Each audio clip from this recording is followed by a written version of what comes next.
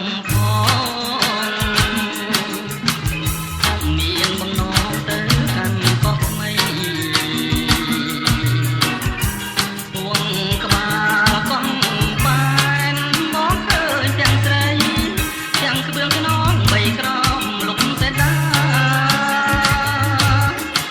កាលពីឆ្នាំមុនផកបុនយើងមានបានធ្វើសិលទៀនដងហែអង្គការអូនស្ដាប់លោកទេរឿងមេត្រីបារោងបងខអាមិនហ៊ានសួរទេច្រាំងអើយកុំបាំង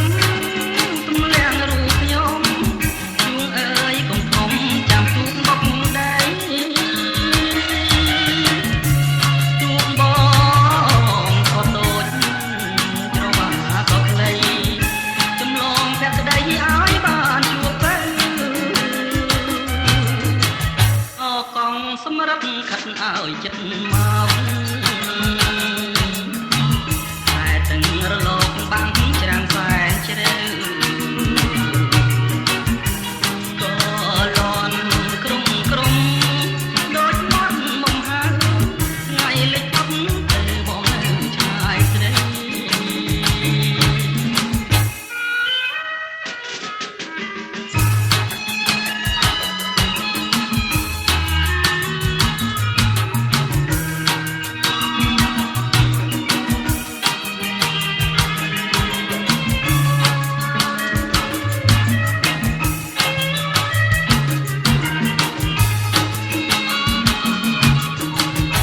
ច្រាំង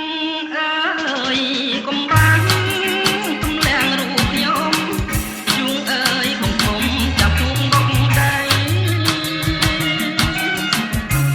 ទូកប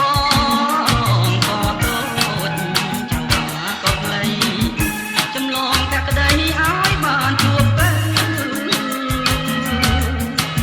អកងសម្រាប់ខិតឲ្យចិត្ត